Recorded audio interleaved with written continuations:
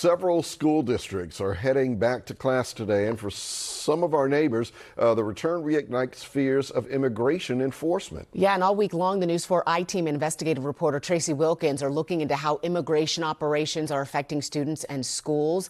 They prepared a half-hour special that'll air later this week on the News 4 Rundown, and this morning we have a preview.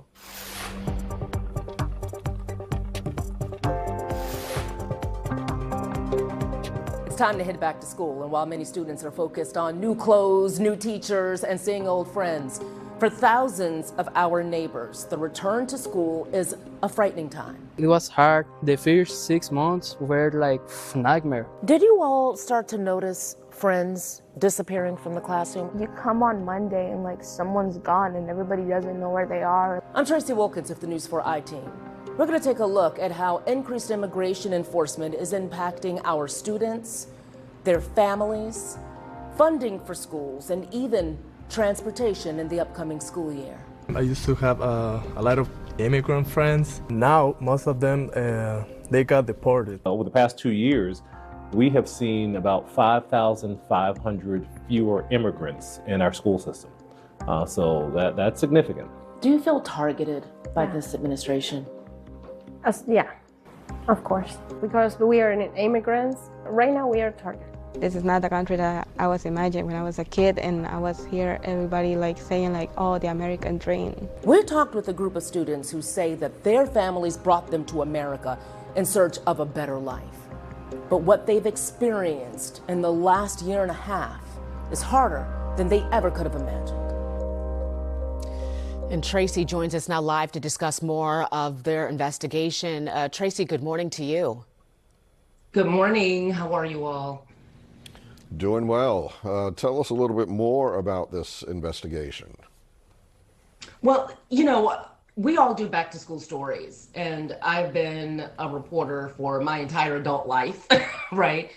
And every year we do a story about how students are preparing for school. I have never done one as consequential as this investigation. We take a look at how the immigration enforcement is impacting everyone, from bus drivers who need to renew their CDL licenses to superintendents who are trying to figure out how are we going to get the amount of funding that we need for the students we have with the significant decrease that we're seeing in enrollment. And then, of course, what you just heard, how students are being impacted by all of this, losing their friends, coming to school with fears of their own and not knowing when they go home if their parents are going to be there to greet them or if they're going to be deported. Just a lot of weight, not only on the students, but also the teachers who are working in the classroom and even nonprofits who are working to support immigrant students in our country. So it's a very interesting look at what's happening and how there is an impact not only for these students, but for all of us in our communities. We also hear from the Trump administration and DHS, who explains their policies and why they're doing the things that they're doing. Yeah, Tracee, real quick, what maybe surprised you the most about reporting this piece?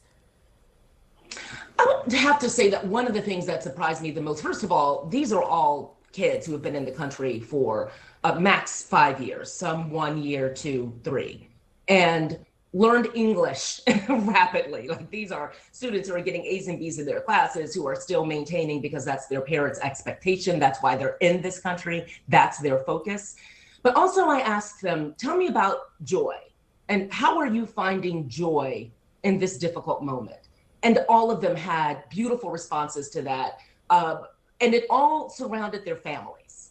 You know, one student said, my favorite days are Sundays because it's the day my mom doesn't have to work, and we watch movies and we, you know, go out to eat. And just hearing that even in the midst of all of this, they're finding a way to find joy in this difficult time for a lot of families. Yeah. Well, it's a very important story. Tracee, thank you very much for getting up early and joining us this morning to talk about it. Yeah, absolutely. You can watch more Good to be with you. Tracee and the I-Team's full special later this week on the News 4 Rundown at 7:30 p.m.